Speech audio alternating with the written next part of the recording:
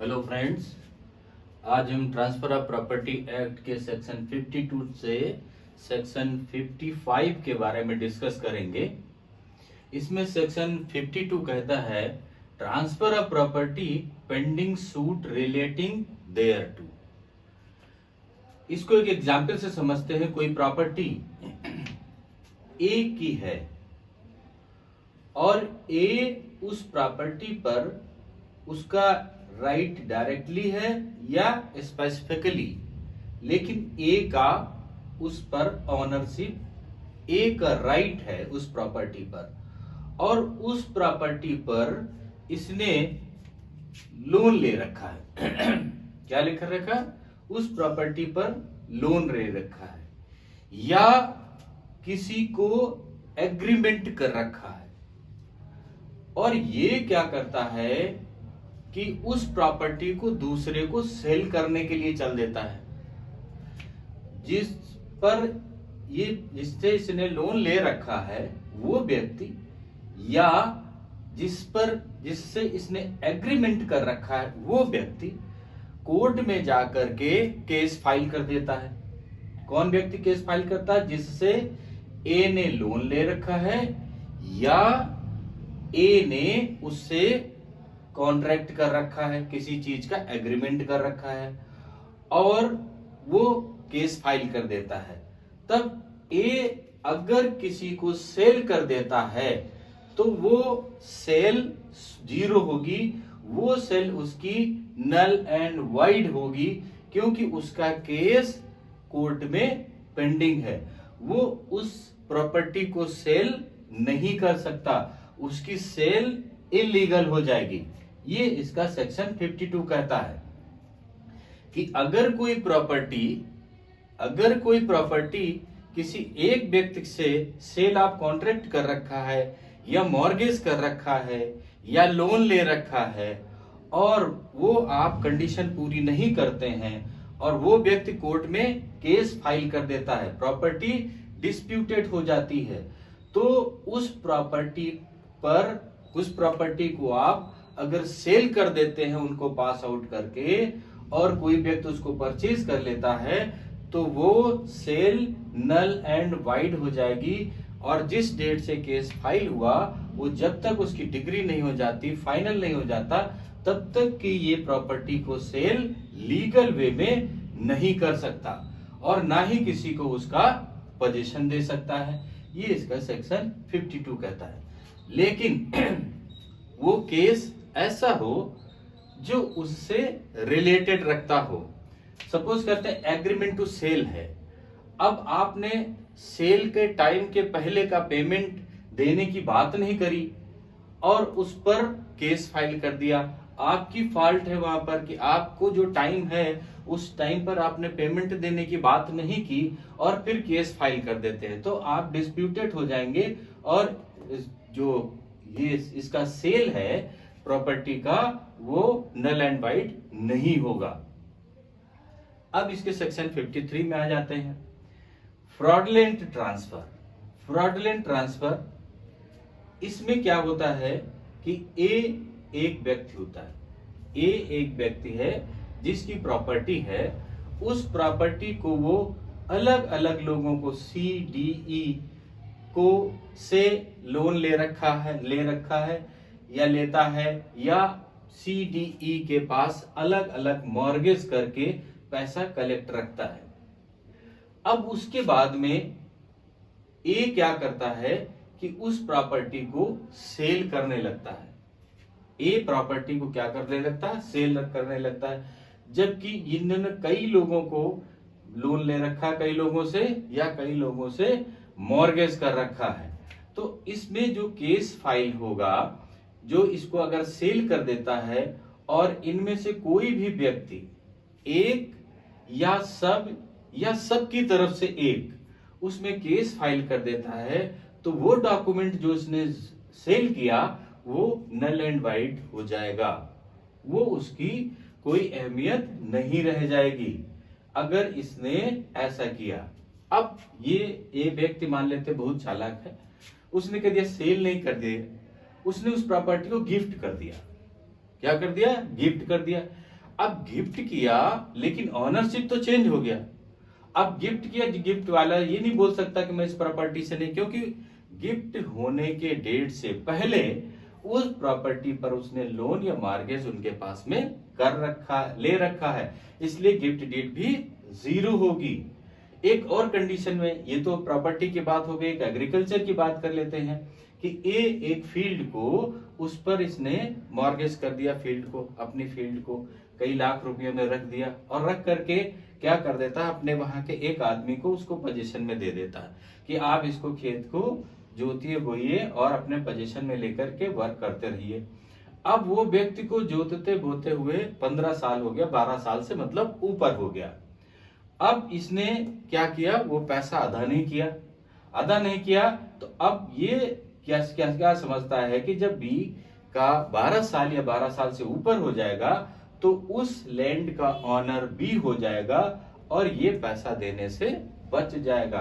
तो जब बी उस केस को डिक्लेरेशन के लिए जाता है कि मेरे 12 साल संक्रमणीय अधिकार पूरे हो गए हैं, मैं 12 साल से ऊपर से इसको पोजीशन में हूं और इसका ऑनरशिप मेरे को डिक्लेयर किया जाए, और ये व्यक्ति जिससे इन्होंने लोन लेकर रखा मॉर्गेज है, वो इसको इन्फॉर्म कर देता है कोर्ट को कि इसके पहले ये मुझे से मॉर्गेज कर रखे या तो लोन ले रखा है, तो बी उसका ऑनरशिप डिक्लेयर अपने पक्ष में नहीं करा सकता, क्योंकि ए फ्रॉड कर रहा है, लोन भी ले रखा, मॉर्गेज भी कर रखा, और उसके बाद में अपना पोजीशन बी को ट्रांसफर कर दिया, और बी गुड फेथ में है या बी को मालूम है कि वो 12 साल से जो तब हो रहा है उसको अपने पोजीशन में लिए हुए और मालिक डिक्लेयर होना चाहता, लेकिन पहले लायबिलिटी उसकी फ्री होनी चाहिए। ये सेक्शन इसका 53 कहता है। सेक्शन 53 में अब डेफिनेशन करी गई सेल डिफाइंड, सेल की डेफिनेशन दी गई सेक्शन 54 में। सेल की डेफिनेशन क्या होती, ट्रांसफर ऑफ ऑनरशिप। सेल में क्या होता है, transfer of ownership, exchange of price paid और प्रोमिस्ड और पार्ट पेड पार्ट प्रोमिस्ड। मतलब सेल वो है जो ऑनरशिप को प्राइस के बदले में चेंज हो जाती, ट्रांसफर हो जाता है। वो प्राइस दे और ऑनरशिप ट्रांसफर हो जाए। प्राइस कैसा हो कि प्राइस उसी समय पूरा दे दे, या किस समय और किस डेट को देगा उसका प्रॉमिस करे और उस डेट को वो उसको दे, या कुछ पेमेंट दे देता है और कुछ प्रॉमिस करता, उसमें लिखता है कि इस डेट को ये पेमेंट मिल जाएगा। अगर ऐसा कोई ट्रांसफर होता है तो वो सेल कहलाता है। अब सेल हाउ मेड, कैसे सेल बनेगा, वो उसके बारे में इसमें डिफाइन किया गया कि जो सेल होगा, अगर उसकी वैल्यू, उस प्रॉपर्टी की वैल्यू, टेंजिबल इमूवेबल प्रॉपर्टी की वैल्यू 100 रुपीज या 100 रुपीज से ज्यादा है, 100 रुपीज या 100 रुपीज से ज्यादा है, तो केवल रजिस्टर्ड इंस्ट्रूमेंट से ही वो सेल हो सकता है। अगर रजिस्टर्ड इंस्ट्रूमेंट नहीं है तो वो सेल नहीं कहलाएगा। ये इसका सेक्शन 54 के सेल ऑफ हाउ मेड में डिफाइन किया गया कि कैसे सेल को लीगलाइज करेंगे। अगर वो रजिस्टर्ड इंस्ट्रूमेंट नहीं है तो लीगल नहीं होगा।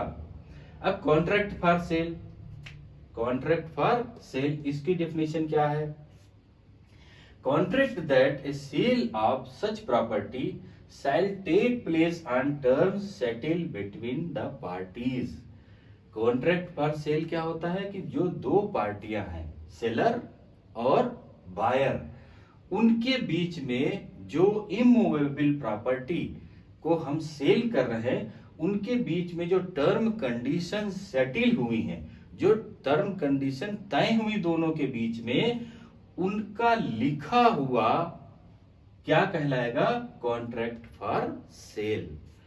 क्या हुआ कि बायर की कंडीशन, सेलर की कंडीशन, उन सारी कंडीशनों को लिख करके एक डॉक्यूमेंट तैयार करेंगे, और वो डॉक्यूमेंट, वो कंडीशन दोनों पार्टियां सेटिस्फाइड हो तो उसको कॉन्ट्रैक्ट फॉर सेल कहते हैं। लेकिन एक चीज इंपॉर्टेंट इसमें, it does not of itself create any interest और in charge on such property. ये प्रॉपर्टी के चार्ज पे लागू नहीं होता, मतलब वो तो कंडीशन शो कर रहा, ओनली क्या शो कर रहा, कंडीशन शो कर रहा, प्रॉपर्टी पे राइट नहीं शो कर रहा, प्रॉपर्टी पे राइट कंडीशन उसकी शो कर रही है। ये इसका ध्यान देने की चीज पे है। अब इसका सेक्शन 54 में 3 चीजों के डिफिनीशन है। सेल की डिफिनीशन, हाउ सेल मेड, कैसे सेल किया जाएगा, contract for sale, contract for sale क्या होता है, ये तीनों के डिफिनीशन है। अब सेक्शन 55 क्या कहता है, राइट ऑफ लाइबिलिटीज। हमारी लाइबिलिटीज क्या क्या है सेलर की और बायर की। कुछ लाइबिलिटीज इसमें हम डिस्कस कर ले रहे हैं, बाकी लाइबिलिटीज और भी होती है इसकी, लेकिन कुछ लाइबिलिटीज इसकी जो है वो डिस्कस करते हैं। सेलर की लाइबिलिटीज क्या क्या है, एनी मटेरियल डिफेक्ट, अगर उस प्रॉपर्टी में, उस इमूवेबल प्रॉपर्टी में कोई डिफेक्ट है, कोई भी कमी है, तो सेलर को ये हक है कि वो बायर को उसको डिस्क्लोज करे। अगर उसमें कोई भी कमी है तो वो बायर को पूरी बात बताए, पहली बात। दूसरी बात, produce all documents in request of buyer. अगर बायर जो जो डॉक्यूमेंट मांगता है, जो जो डॉक्यूमेंट चाहता है कि हमें इस प्रॉपर्टी का ये डॉक्यूमेंट दिखाइए, तो वो सेलर उन सारे डॉक्यूमेंट्स को बायर को दिखाएगा। थर्ड कहता है आंसर टू ऑल क्वेश्चन। अब बायर जो जो क्वेश्चन करता है उसका सेटिस्फैक्टरी आंसर सेलर को देना है, और सारी इंफॉर्मेशन जो सेलर के पास में है वो बायर को बतानी होंगी, कोई भी इंफॉर्मेशन उसको छिपाना नहीं होगा। डी, अब पेमेंट क्लियर करना चाहिए कि हम कितना पेमेंट लेंगे, किस तरीके से लेंगे, चेक से लेंगे, कैश लेंगे, डीडी लेंगे, कब कब लेंगे, सेल करने के ही टाइम लेंगे, एग्रीमेंट के टाइम लेंगे, उसको अपने पेमेंट के बारे में क्लियर करना पड़ेगा कि क्या डेट होगी, क्या टाइम होगा, किस तरीके से पेमेंट होगा, ये भी बायर को सेलर क्लियर करेगा। उसके बाद contract for sale and delivery, position, all documents call. अब जो कॉन्ट्रैक्ट फॉर सेल करे, मान लो किसी प्रॉपर्टी का कॉन्ट्रैक्ट हो गया कि इस 3 महीने के बाद में सेल होगी या 6 महीने के बाद सेल होगी, तो जो कॉन्ट्रैक्ट हुआ, कॉन्ट्रैक्ट से जो सेल होगी उस डेट के बीच में जितनी भी उस प्रॉपर्टी से रिलेटेड डॉक्यूमेंट्स हैं वो ओरिजिनल फॉर्म में अपने पास कलेक्ट करे, पोजीशन को क्लियर करे, और क्लियर करने के बाद में जब भी वो सेल होगी तो उसको उन सारे डॉक्यूमेंट्स को, ओरिजिनल डॉक्यूमेंट्स जो उसके पास में टोटल है, वो सब उसको प्रोवाइड करे। उसके बाद में आता है कि जब वो सेल हो जाए, सेल के समय में क्या कर सारे डॉक्यूमेंट्स और पोजीशन उसको प्रोवाइड कर दे बायर को। उसके बाद में टू पे all public charges and rent liabilities. अब जब पेमेंट मिल गया, उसको पोजीशन देने जा रहा है, सारा डॉक्यूमेंट देने जा रहा है, तो उस समय देखा जाएगा कि उस प्रॉपर्टी पर, उस जो स्टेबल प्रॉपर्टी है जो हमारे पास में, उस प्रॉपर्टी पर जो भी लोन है, जो भी पब्लिक इंटरेस्ट है, सपोज करते हैं हाउस टैक्स है या इलेक्ट्रिक बिल है या और कोई रेंट है या मॉर्गेज थी प्रॉपर्टी उसका है या किसी का लोन ले रखा है, वो सारे पेमेंट करने के बाद लायबिलिटी फ्री प्रॉपर्टी वो सेलर बायर को देगा। कोई भी लायबिलिटी उस पर पेंडिंग नहीं होनी चाहिए। अब बायर के क्या राइट्स है कि जो cost of seller not no clear, अगर उस प्रॉपर्टी पर जो सेल कर रहा है, सपोज कर को लखनऊ में कोई प्रॉपर्टी है और सेलर रहता है दुबई में, उसको नहीं मालूम कि लखनऊ में उसका रेट क्या है, उस किस रेट में है, और उसको पता चल जाता है कि मुझे प्रॉपर्टी में 5 लाख मिलेगा जबकि प्रॉपर्टी है 25 लाख की, तो बायर को ये राइट है कि वो पहले उसको बताए कि यहाँ पर ये रेट चल रहा है और इस रेट पर मैं लेने का इच्छुक हूं, मतलब रेट ये चल रहा है, मैं लेना ये चाहता हूं। उसको उसका रेट का ओपन करना चाहिए क्योंकि उसको नहीं मालूम कि उसका रेट क्या है। पे मनी जब टाइम फिक्स हो जाए कि इस आपको डीडी से देना, कैश देना, चेक देना, तो वो फिक्स टाइम पर उसका पूरा पेमेंट करेगा। ये बायर का राइट है कि पेमेंट कहीं मान लो चेक दे दिया, डेट डाल दिया, उसका चेक बाउंस हो गया तो ये कॉन्ट्रैक्ट डिफॉल्ट हो गया। तो जो डेट और टाइम हो उस डेट पर उसको पेमेंट सेलर को मिलना चाहिए और बायर को देना चाहिए। ये बायर का राइट है। When take ownership bear any loss, अगर प्रॉपर्टी ट्रांसफर हो गई, अब ट्रांसफर होने के बाद में खरीद लिया, अब वहां पर सपोज करते चकबंदी आ गई और चकबंदी आने के बाद उसका प्रॉपर्टी उठ करके दूसरी जगह चली गई और वहां पर उसका लॉस हो गया, क्योंकि उस प्रॉपर्टी में जहां पर मिली वहां पर कुछ पैदा नहीं होता और जहां पर पहले थी वहां बहुत अच्छी थी। तो अब उसको लॉस बर्दाश्त करने पड़ेगा, उसको सेलर का कोई दोष नहीं है, उसको जो भी लॉस हुआ वो बर्दाश्त करना पड़ेगा। लेकिन अगर प्रॉपर्टी वो बहुत कम दाम में खरीदता और प्रॉपर्टी गलत जगह पर थी, बाद में उठ करके अच्छी जगह पर आ जाती, उसकी कीमत बहुत ज्यादा आ जाती है, तो उसका जो प्रॉफिट है वो किसको मिलेगा? बायर को मिलेगा। अब सेलर उसमें कुछ नहीं कर सकता कि मैंने तो इतने में दिया था, अब ये प्रॉपर्टी बहुत कीमती हो गई, तो वो चीज नहीं कर सकता। लास्ट में आफ्टर पोजीशन पे all public interest and rates. अब जब तक पोजीशन नहीं दिया गया, जब तक सेल नहीं बन गई, तब तक की सारी लाइबिलिटी सेलर देगा।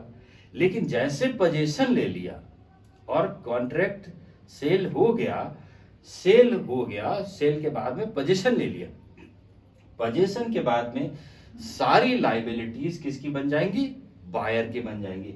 अब बायर को वो सारे liabilities, house tax, water tax, electric bill, other जितने बिल्स हैं, या उस पर अब वो पर्सनल लोन लेता है तो वो सारे जो लाइबिलिटीज हैं वो बायर पेमेंट करेगा, सेलर नहीं करेगा। तो ये इसकी कुछ सेलर और बायर की कंडीशंस थी, वो कंडीशन इसमें से डिस्कस करी। इसके बाद भी बहुत सारी कंडीशंस और भी बनती हैं, वो एक्ट में हैं, वो एक्ट में दी गई हैं, लेकिन कुछ कंडीशंस इसकी जो सेक्शन 55 में दी गई उन्हें हम डिस्कस किए हैं। अब सेक्शन 56 से हम नेक्स्ट पार्ट में डिस्कस करेंगे।